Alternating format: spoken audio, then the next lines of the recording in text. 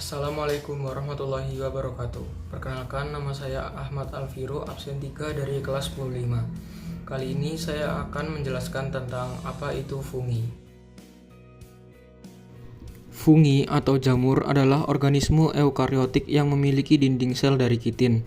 Mereka tidak memiliki klorofil, sehingga tidak dapat melakukan fotosintesis seperti tumbuhan. Fungi mendapat nutrisi dengan menyerap bahan organik dari lingkungannya. Selanjutnya kita bahas ciri-ciri jamur. Yang pertama, eukariotik. Fungi termasuk organisme eukariotik, artinya sel-sel mereka memiliki inti sel yang dibungkus oleh membran. Fungi tidak dapat membuat makanannya sendiri karena tidak memiliki klorofil. Mereka bersifat heterotrof, yaitu memperoleh nutrisi dari bahan organik di sekitarnya dengan cara menyerapnya. Berbeda dengan tumbuhan yang dinding selnya tersusun dari selulosa, fungi memiliki dinding sel yang tersusun dari kitin. Kitin juga merupakan komponen utama eksoskeleton pada serangga yang membuat dinding sel fungi kuat dan lentur.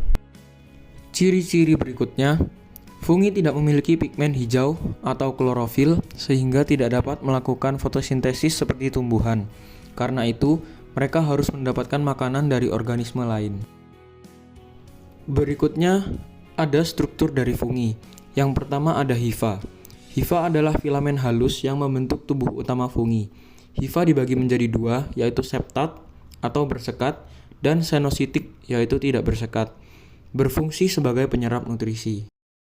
Yang kedua, jaringan hifa yang bercabang dan membentuk kapas disebut miselium, berfungsi untuk memperluas area penyerapan nutrisi. Yang ketiga, bagian tubuh fungi yang menonjol di atas permukaan bisa disebut badan buah. Yang terakhir ada spora, sebagai unit reproduksi fungi yang sangat kecil, disebarkan melalui angin dan air, dan akan tumbuh menjadi jamur baru ketika mendarat di tempat yang sesuai. Berikutnya ada klasifikasi fungi. Yang pertama zygomicota, jamur yang memiliki hifa yang tidak bersekat, bereproduksi seksual menghasilkan zygospora. Contoh dari zygomicota yang biasa ditemui adalah Rhizopus stolonifer atau jamur pada roti basi. Yang kedua yaitu Ascomycota. Ascomycota atau disebut juga sebagai sak fungi dan memiliki nama lain jamur kantung. Divisi ini merupakan divisi jamur yang memproduksi spora dengan bagian reproduksi seksual bernama ascospora dan bereproduksi aseksual terjadi dengan conidiospora. Contohnya, ada Saccharomyces cerevisiae, biasa dikenal ragi. Yang ketiga, ada Basidiomycota. Pada umumnya, mudah dikenali karena memiliki bentuk seperti payung. Pada divisi ini, sebagian besar jenis jamurnya hidup sebagai parasit, meskipun ada juga yang saprofit. Tubuh buah Basidiospora terdiri dari 4 bagian. Yang pertama tudung, yang kedua lamela, yang ketiga tangkai atau stipe, dan yang keempat cincin atau anulus yang melingkari jamur. Contoh dari Basidiomycota ada jamur kuping dan jamur tiram. Yang terakhir Deuteromycota. Jamur ini disebut sebagai jamur imperfect karena reproduksi seksualnya belum diketahui, tetapi reproduksi aseksualnya menggunakan conidia. Contohnya ada Epidermophyton phlocosuum atau penyebab jamur kutu air.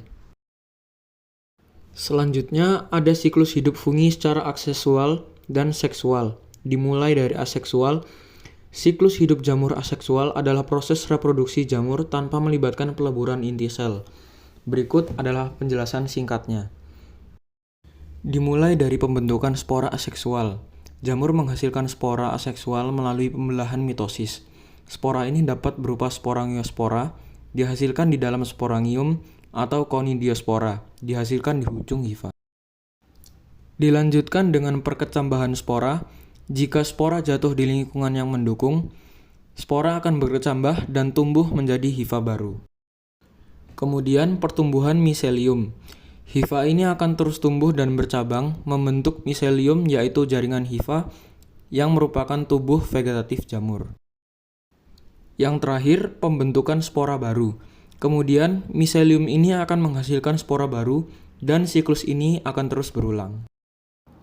Selanjutnya, reproduksi seksual.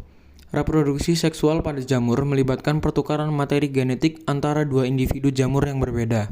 Proses ini melibatkan beberapa langkah. Dimulai dari plasmogami, tahap ini adalah penyatuan sitoplasma dari dua sel jamur yang kompatibel. Pada tahap ini, hifa dari dua jamur individu berbeda bertemu dan melebur. Kemudian, lanjut ke kariogami. Pada tahap ini, penyatuan inti sel dari kedua jamur yang telah melebur sebelumnya. Kedua inti sel haploid N menyatu membentuk inti haploid 2N. Yang terakhir, meiosis. Tahap ini adalah pembelahan reduksi yang menghasilkan spora haploid. Spora-spora haploid ini kemudian dapat tumbuh menjadi individu jamur baru. Sekian penjelasan dari saya. Wassalamualaikum warahmatullahi wabarakatuh.